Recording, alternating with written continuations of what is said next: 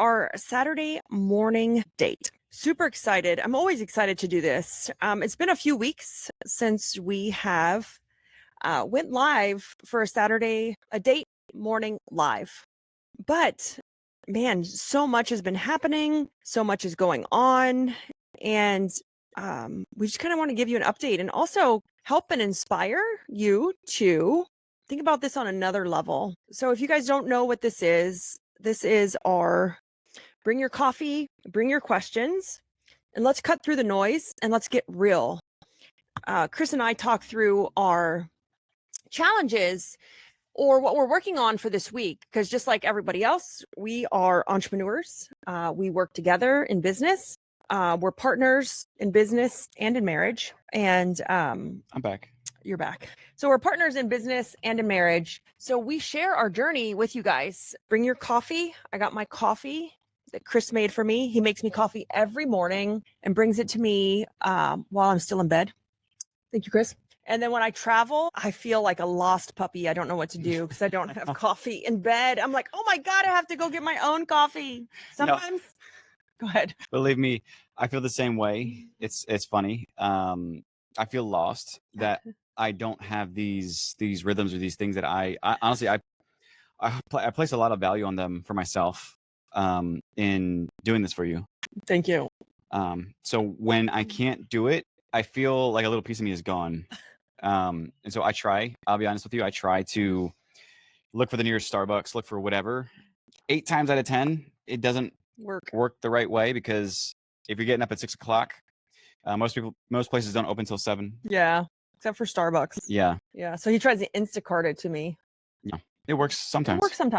And when it does work, it's highly appreciated. It's worth it, because he even gets them to write the note on my coffee cup. If you guys follow me, you know the note he writes on my coffee, like to go coffee cups. So he, even when he Instacarts it, he gets the people to write the note on it for me. Yeah. Little tip is if you're doing from Starbucks, you got to actually change the name on your profile if you're doing Starbucks. Oh, that's how you do it. And then you got to flip it back. That way you're not ordering next time and you're like, hey, order for Sexy Ass Wife. Yeah. That's how you get them to write it on there. He changes the name. Oh, okay. I get it now. So we'll get started. We don't do this every Saturday morning, but we do it a lot of Saturday mornings, and it's our ritual. Every morning we do a date morning where we have our first cup of coffee together. We take we walk 3.5 miles. Mm-hmm. And it's our time together. It's intentional time together, which is so powerful, and it helps us personally, professionally. It helps our marriage, our children, helps us set our goals. And it helps us stay aligned. It's microtherapy. Yeah. And I was going to say it's not, even though we walk, it's not that we're walking for the sake of, yes, we are exercising. Oh, we're not walking for exercise. No. And we don't have structured conversations. We don't pre-plan anything. It literally is just life. And sometimes I'm so upset at life, I don't talk. Yeah. But hey, every single day, the same thing, the same motions, and things get broken down. Like you don't have this buildup of emotion or frustration or angst or this wall in your relationship, because every single day it gets broken down. And even like, guys, I've gotten so many messages of gratitude for the book and just the journey, but I still have bad days. I still have horrible days. And our morning date helps me get through those horrible days in business that just seems like you're drowning, or you're setting yourself up for failure, or your team up for failure. And just from an entrepreneur standpoint, I have to say that the morning dates help me through it, whether I don't say a word, but I get to spend it with my husband, fresh air, and a cup of coffee. Yeah. It makes every day better, just doing those small intentional things. Yeah. Half the time we're going to bed and we're like, oh my gosh, I just want coffee right now. Can we just go to sleep, wake up so we can do our morning date? It's been great. Yeah, because Friday wasn't a great day for me. I had to have some hard conversations. I had to have some difficult conversations. I had to ask some employees if this is where they really wanted to be. I wanted to keep them, but it seemed like they didn't want to be here. I had to call some people out for a few things that are difficult to have that conversation about. And it wasn't like the best Friday ever, but it was still better than my worst day. Yeah. Yeah. But But you, oh, go ahead. but you got to go through the suck. Oh yeah, and every level there's a different suck, guys. And every level, everybody's like, Libby, you make it look so easy. I'm like, oh no, this shit still sucks sometimes. Don't worry. It's just different. It's a different suck. It's a different struggle. It's a different conversation. It's with a different team member or level of team member. It's just different. What I wanted to do was talk about today, a challenge that we have a coach. I retained this coach for me personally, and he wanted to also work with Chris. And so I was like, yeah, sure, because he was really helping me through some of the things that we were working through, because we launched some new stuff. The book launched, and for all of the people who pre-ordered my book and have bought my book, I see you. I am so grateful. I love you all. It's been an amazing journey to wake up and see like pictures of people holding your book. It's an amazing pick me up. Even Chris is so moved by it. You just can't believe Yeah. like how someone he knows, even me, I can't believe like how I could create this and other people, but we all can. And if I can do it, you can do it too. But back to the coach, he challenged us to say like, what's your 5 years look like from today? Who are you? And we all go to that. Well, I want this many users and I want this much money. And he's like, no. If I was to meet you at dinner and I haven't seen you in 5 years, like, hey, Chris, how you doing? What you been up to? You're not going to say, well, I'm $10 million and I have 20,000 users. No. Yeah. You're not going to say that, but that's where we put all our value on. And so he worked with us independently. So even though he's a coach I retained, I even told Chris today, I said, man, I'm thinking of just like letting him just coach you. Yeah. Because of the transformation and like the value Chris is getting. But I want to talk about 5 years. And I want you guys to all ask yourself these questions. And I think these were great for our marriage. The reason he had us work through them independently was because we can't influence each other. Yeah. It's like, what do you want? What do I want? And then do they come together somewhere? So I really wrote, like, when he told me you have to productize, and Chris said this to me the other day, what did you call it? It was productizing the outcome. Productize the outcome. You got to productize the outcome, because if you don't, it leaves everything subjective, too vague, too loose. There's nothing that you can really like nail down and say, this is it.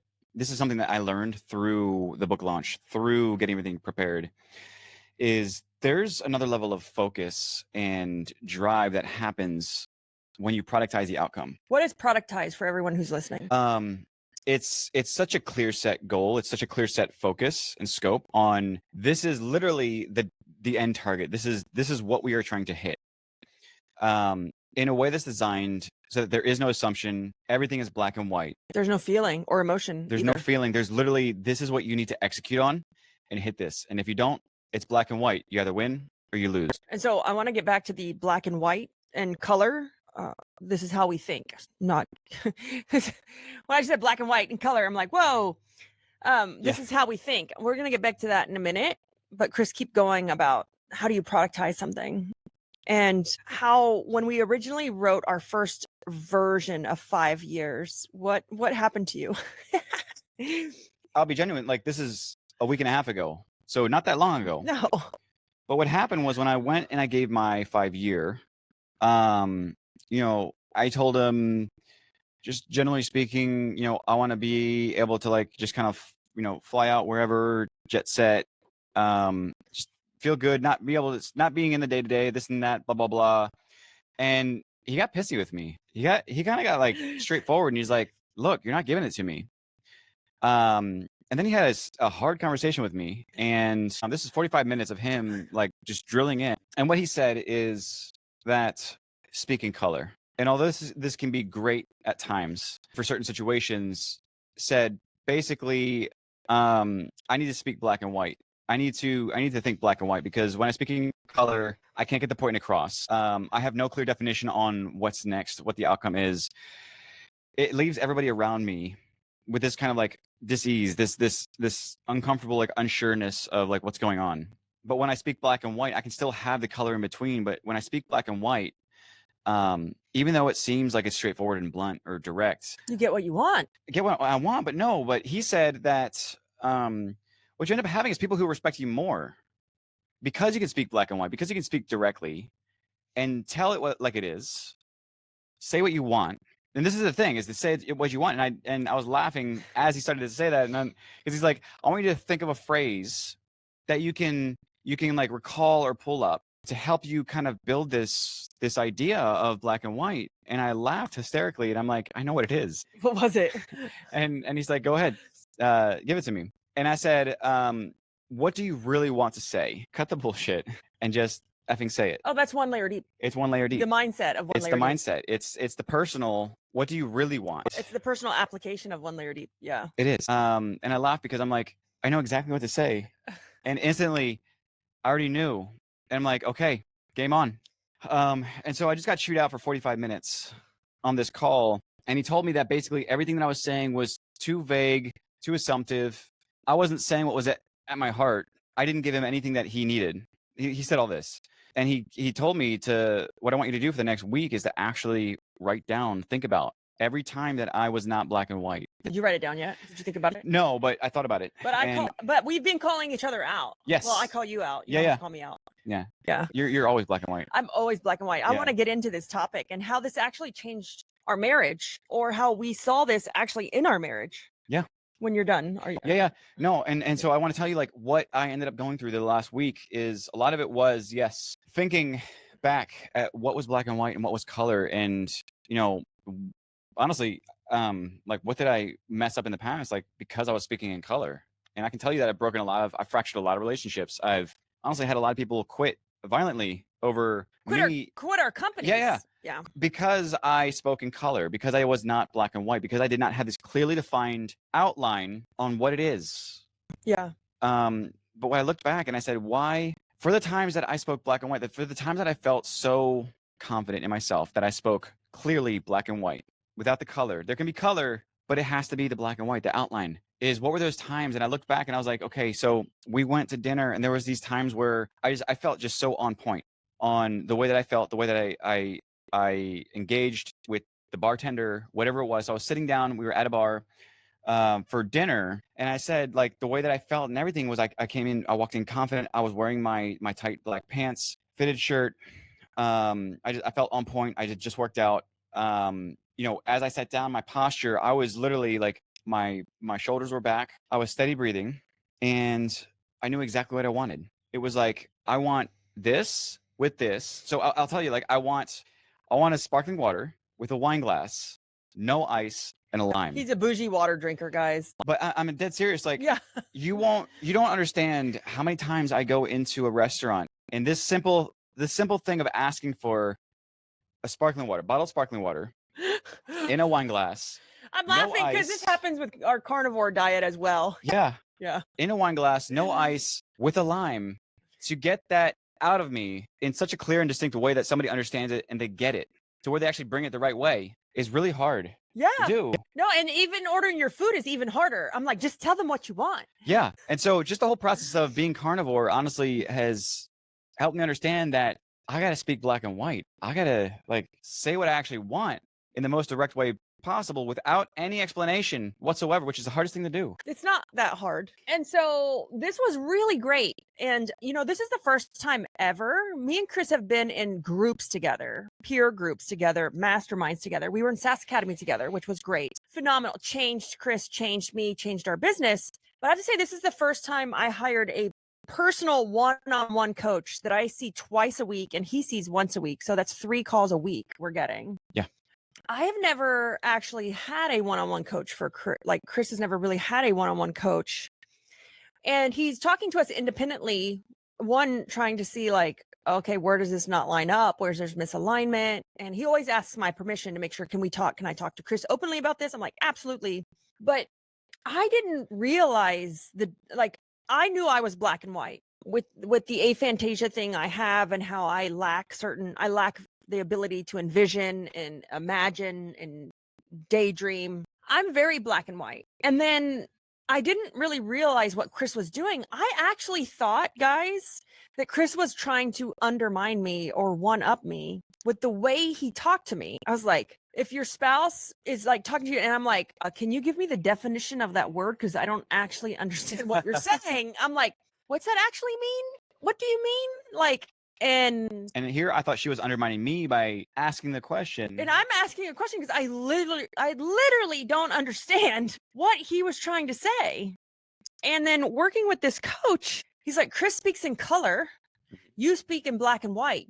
Libby, he's like, you're very checkbox, very list, very like, this is what I need. This is how it is. He's like, but Chris speaks in color. He needs to inject the emotion and the why and to justify it.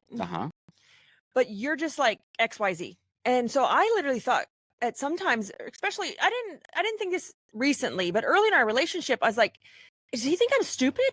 Like, because there are little words that he would use that I would have to like go and Google. So I'm like, wait a minute, I've never used it in that context. I know what that word means, but not in that context. So I'm like, is he doing this to me on purpose? And then I got, as we grew as partners, and I said, well, man, he's just smarter than me. That was kind of the assumption that I got to, was like, man, he's just super, super smart.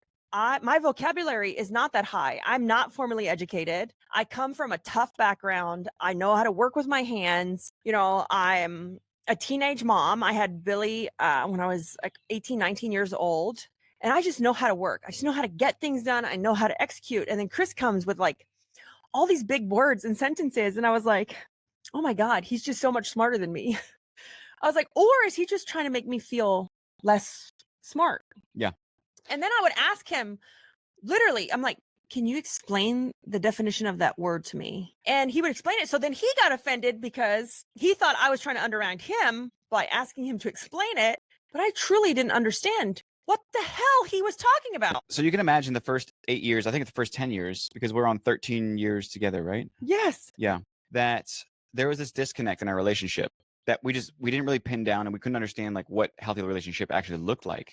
But because she lived her life black and white, and because I lived mine in color, there was this weird tension, this weird confusion that caused this dissent, this like uncomfortable feeling. So we have Lucy on here saying, I'm terrible at speaking in black and white.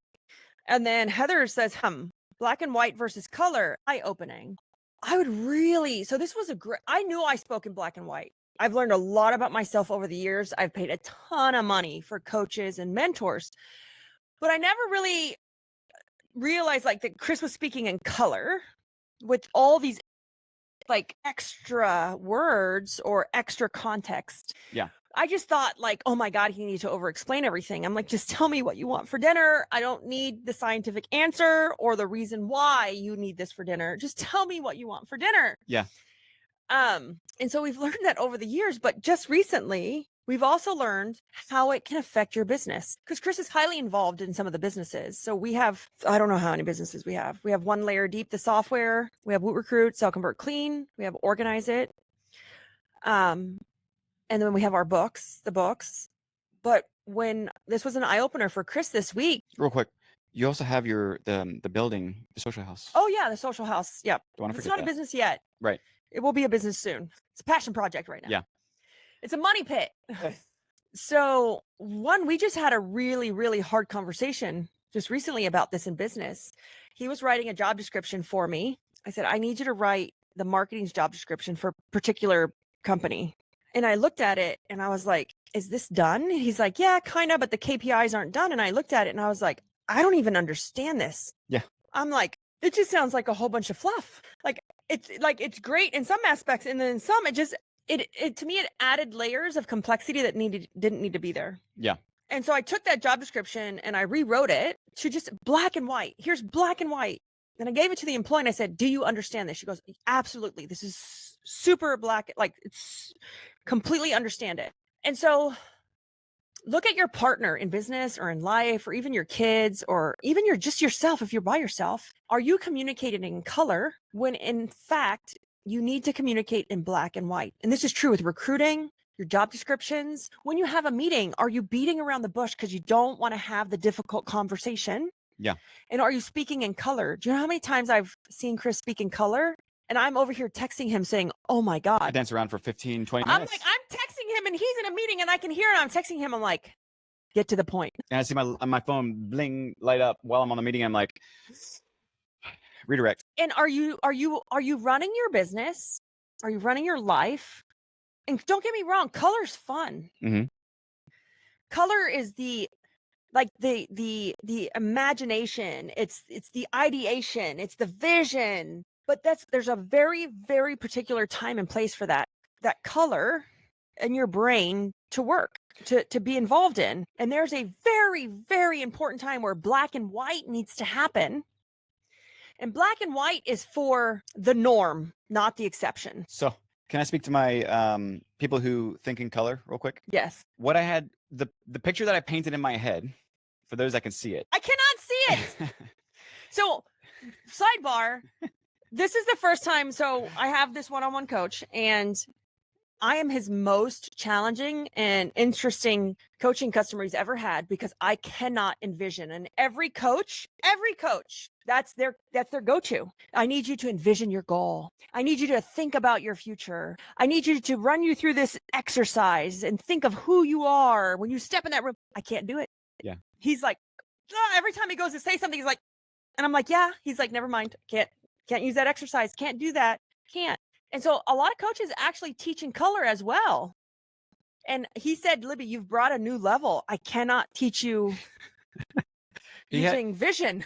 He had to relearn how to coach. He said, I have to literally relearn how to coach without relying on you envisioning your future, because you live in the day to day. Yeah. Anyways, I thought that was fun. So there's a couple things I want to carry away as I talk to, again, the people who think in color. And then I want to kick off into how this applies with one layer deep. For those that think in color and those that just can't get it out, for myself included, is that I imagine it as if you have this beautiful painting, and you're painting and you're painting, and you have all these vivid colors, you're splashing it on the paper. But there's a problem, and it's that I don't know. There's something not right about this picture. It doesn't feel connected. It just doesn't feel right. And after hearing the coach talk about black and white and how I need black and white in certain situations, you could still be color, but you also need the black and white to deliver, to execute.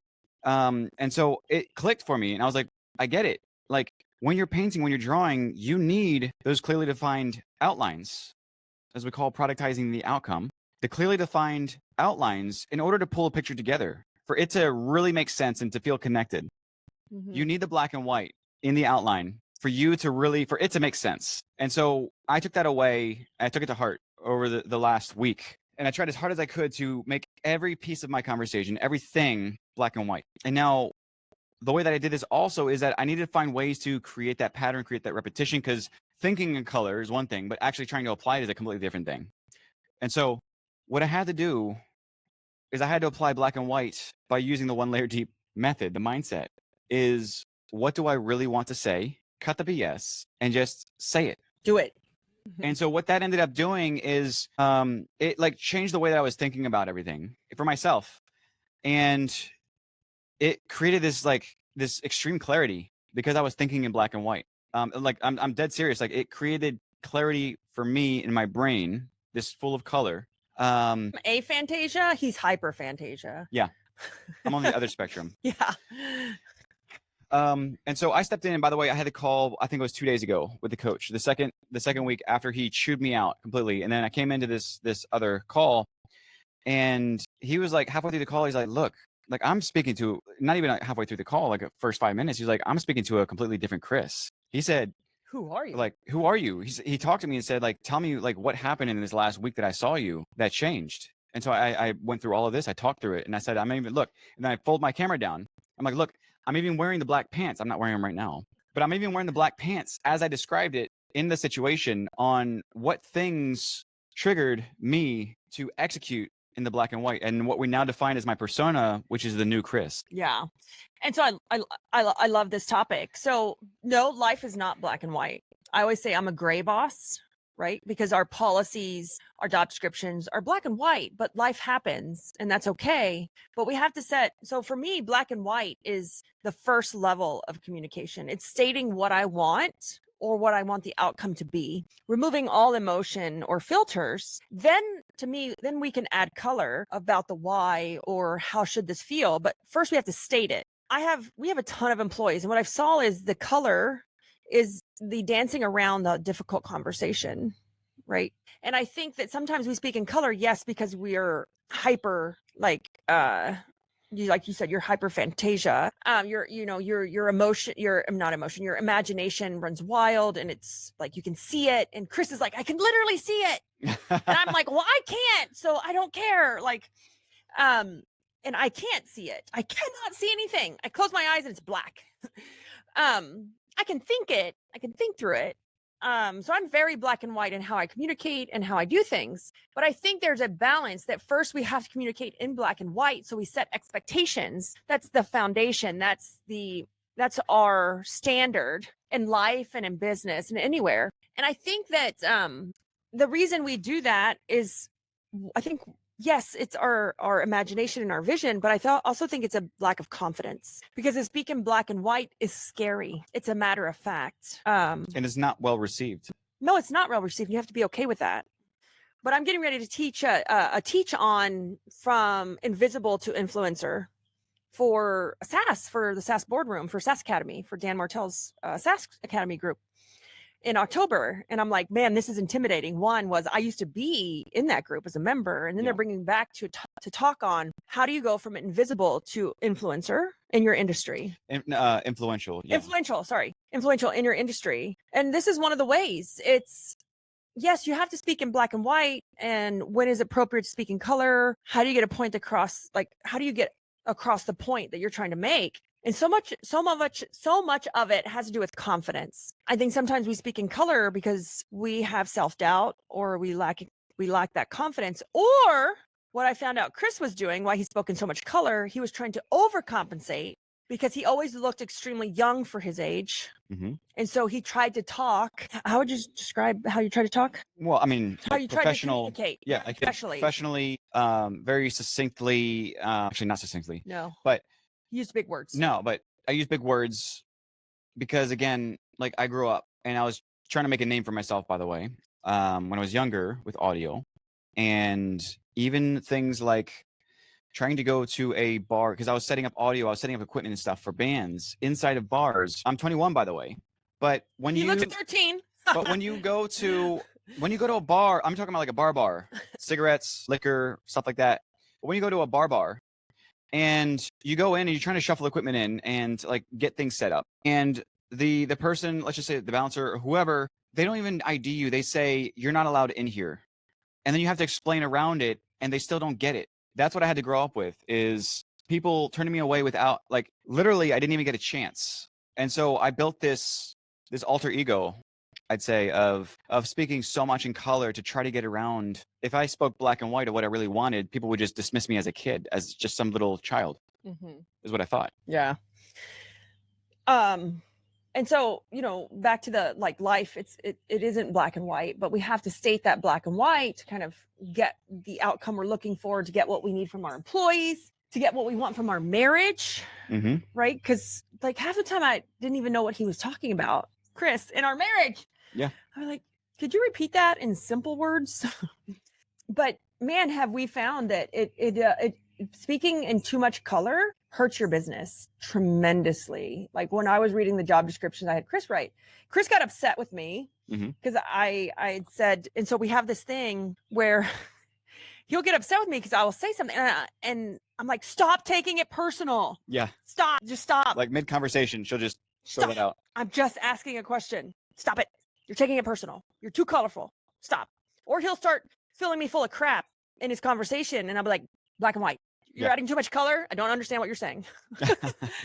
And so we've really learned a lot but we didn't have names for it until like working through this. We didn't really have names what was happening. And so if you're in my 1 layer deep challenge, right, my 1LD, I have a 1LD 90 challenge going on, and it's 90 days. You can do them all in 2 weeks, but I broke it up into 90 days. So it's like micro moves. And a lot of people, we won't say who you are, but some people have said, man, she's mean. Like, man, if you want to get yelled at, Get on the live because she's gonna yell at you. No, but they crave it. They say it because they're like, They're joking, but they're not. But I'm not that person. And so Lucy said, Libby, what you said is exactly why I struggle. I got bullshit in color from coaches for years. Daydream about the future, create a vision, but no one gave me the black and white. That's why what you bring is so transformational. And so I'm not trying to compete with any coaches at all right now, but if you follow me or you're in my challenge, the other day I posted, I don't understand why you can't do it. Like there's no reason. And so I brought Chris on to help me explain, if you're struggling, if you think in color, how do you, here's how it can help you. I think in black and white, and I just don't understand the excuses. And I do understand excuses. Like, I have kids, like, we have business, we have a marriage. By no means is it perfect, but I'm not the, let's envision, and you're not going to get that from me. It's going to be like, do the hard thing. Let's do it today. It sucks. Get the suck over, but tomorrow will be different. I'm a checkboxer. I just check boxes and I get shit done and I just check the box and we're like, next. And I think in a very, very here and now today, I have a very hard time with envisioning 5 years from now, because I wrote my 5 years from now. Mhm. And I told Chris after that, I could do that by the end of the year. Yeah. Like, I don't need 5 years. I'm like, I could do that by the end of the year. Screw 5 years. Yeah. And so now I'm trying to accomplish it by the end of the year, which is in 3 months. But I'm not that. And I think maybe because, man, I am so grateful and I am so moved, and I see all of your messages. I do have a team of people who help me make sure that I see all the messages, but just man, Libby, the way you communicate, it's different. The way you talk is different. And to Lucy's comment, I think it's because and here I'm having a transformational moment. I think it's because I'm unlike any other coach or mentor. I speak to you guys in black and white. I'm not speaking to you in color, and it's just in black and white. It's like, here's the checklist. Here's the stuff you got to do. I resonate a lot with Alex Hormozi because he's very black and white, very checkboxy, very got to do the sucky things. I don't resonate with him so much because he don't have kids. I'm like, well, yeah, if I didn't have kids either, I could put 2 sets of headphones on, drink some caffeine, and take some nicotine hits as well, and get even more done. But I resonate a lot with him because I'm very, very black and white. You don't see color from me. And maybe that's what draws people. I don't know. But the coach who retained, I said, am I your hardest student ever? He goes, no, you're actually the easiest, because you call me on the whole baloney of let's envision exercise. He's like, no, I actually have to figure out how to coach you in real time. Yeah. Without this whole let's envision the future, because he's like, you can't envision it. Yeah. Wow. And to Lucy's point, and I think where things get really murky is strategy versus tactics. Yeah. The way to explain that is that a lot of coaches approach the idea of strategy, and a lot of it is about talking in color. But what's different and what's hard to hear is the tactics is the black and white. It's the outline. It's to say that you're drawing the picture by outlining it first and calling this art. Yes. So we talked about this the other day. I just want to stop real fast. Yeah. When he says drawing the picture, I said, when we color, we have an outline, right? An example is a coloring book. Yaya, this morning we went to breakfast. She was coloring the Care Bears, and the Care Bear had a black outline. So it helped her stay in the lines. And then she could use her colors to color in the middle. So that's, yeah, go ahead. No. And so this black and white, as I learned it and applied it this last week, I realized what was going to make me change or go from color to black and white. And I realized there was a 1 layer deep. What I say is the mindset is about you personally. The method is about how you apply it externally. But the mindset is, what do I really want to say, or what do I really want? Cut the BS and make sure that's actually what I really want, and then just go and do it.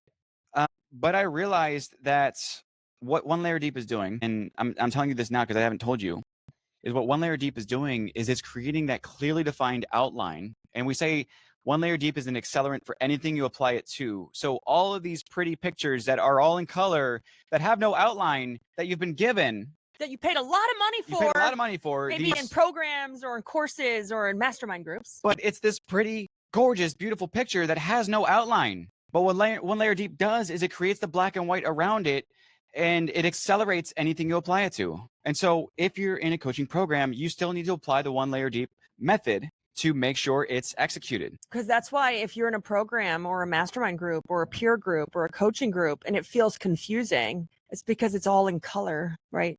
You have to apply the black and white to capture it, to document it, to organize it, to distribute it, to create that foundation for your business or your life. It's crazy to just, if you just think back, and I'm with all of you guys, like think back, I love the groups I've been in. I love the masterminds. I love the coaching, but there was an element missing and I struggled with that element that was missing for a while. And I applied it in my own way. And that's what 1 layer deep is. That's where the book comes from. I'm not teaching you strategy. I'm teaching you tactics. And that's why sometimes I come off as a little brass or direct, and that's okay. But sometimes but that's the way I communicate. But man, just the one thing I want to say to her is like, if I can do it, if I can speak in black and white and capture things and take those programs if I can do this and I can have multiple companies and a great marriage and a great relationship with my children. And we got 3 houses, 2 houses in a building. I think I'm going to turn the building into my house. I don't know yet. Anyone can do it. Any woman, any mom, any house cleaner. If you're a house cleaner, you can do it. There's no reason why you can't do it. It just might be that you're thinking in too much color. But it's there. No. It's there. You're thinking in color and you're doing things in color, but it's there. You just need to outline it. Outline it like the coloring book. Super simple. It's like a coloring book. If you just have no lines on the piece of paper, it's just going to be a mess. Yeah. It's just going to be a mess everywhere. But if you even looked at what's the famous artist like the Picasso, where his abstract paintings are still have a black, still have a black outline. Still have a black outline? Yeah, still a black and white outline. Yeah. And so if I can do it, you guys can do it. There's literally nothing special or different. I don't have some sort of special education. I'm like, so what I had to do, what made it different for every single person out there, is I had to stop thinking in color and start thinking in black and white and make it down to its simplest form possible. What did I want? Stop the BS and just do that hard thing. And so the 1LD90 is an application of black and white in small chunks each day. Yeah. And I think that's, for those people who think in color, is a great way to start to get into the idea of creating that outline for what's already there. Just like a simple coloring sheet. Like I said, the Care Bear sheet. Who remembers Care Bears? I want you to put I in the chat. Yaya's like, what's a Care Bear? She's 7. I said, hey man, I had Care Bear. I had a Care Bear when I was a kid. I think my mom still has my Care Bear. Charlene said, I love this. I needed to hear this. Need to do the outline. I need to do the outline. And so 1 layer deep, the mindset of it, the simple, it's a game plan. And inside my game plan, I have micro plays. What's your game plan? Is it your cleaning technician game plan? Is it your onboarding game plan? Simple, simple, simple. I don't even care if there's nothing inside of it, like just the outline of the game plan. Then next you can add those micro plays inside of it, but you don't need to have it all figured out. You don't need to have it all figured out. Do you know how many versions, guys, I've been through of, let's just call it my 5-day onboarding for a new cleaning technician? My original version was horrible. I shot them with my iPhone sitting in my living room, about 65 pounds heavier.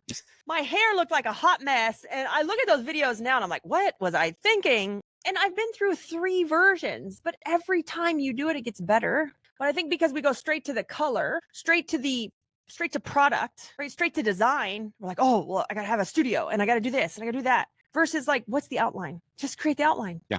I have an 85-point checklist for onboarding. There's your outline. I give you guys the outlines everywhere. I'm giving you outlines. The middle is up to you guys. It's up to you because the middle can be anything, but the outline alone is where the value is. And so Heather said, you bring the clarity, AKA black and white. I do. So is 1LD90 on the weekends too? Lucy? Yes, it is. But it's very simple. Here's the thing. It's 90 days, but it doesn't have to be 90 days. It's 90 moves.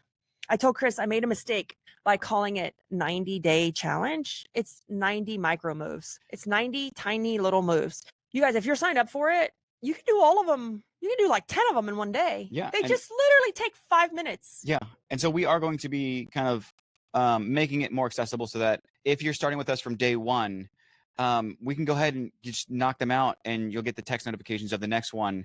Originally, we just wanted to kind of like pause each day, but for those that can actually start to learn to execute black and white, they need it faster. If I was in this challenge, I would get bored. This is slow, but I move very black and white.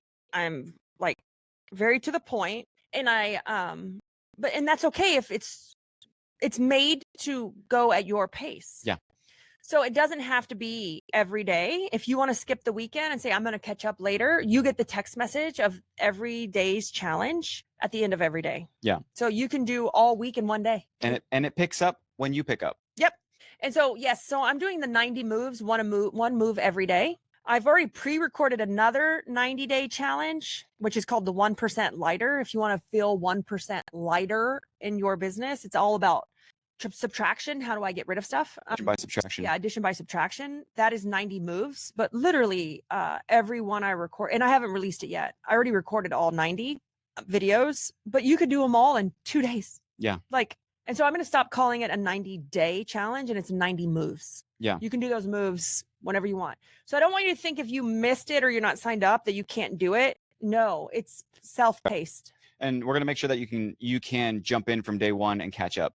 Yes. And be with us there for every single live, to actually be there with everybody else actively working through it, which is, I think, really exciting. We've seen a lot of people engaging and commenting in. Yeah, absolutely. Yeah. So let's wrap this up, Chris. I think there's a great topic. So before we wrap it up, do you have anything you want to say? No, I love it because this is my therapy. By me sharing it with you guys, it helps me to learn it and apply it in a better way. Well, I said this in the 1LD90. To learn, you must teach, right? To learn, we must share. You can't keep it all inside. You got to share. People learn from us sharing. People learn from us sharing our struggles or our lessons or our wins. One thing I want to leave with you guys today is, when you think of your 5 years, what does your life look like? I don't care how much money you have. I don't care how many customers you have. I care if I was to meet you 5 years from today and we were to shake hands and I say, hey, Lucy, hey, Heather, hey, Charlene, Joanne, how you doing? What you been up to? You're not going to say, oh, well, I have 800 recurring customers. I'm $5 million. No. You're gonna say, oh my God, I've been great. We've been traveling. I was homeschooled. Austin's getting ready to graduate. When you go to write these things down, write them down for what's important to you, not what's important to your industry, your peer group, what's important to you. And I think when you write these down, it changes the way you look at your business, your life, your marriage, your kids, and your day-to-day.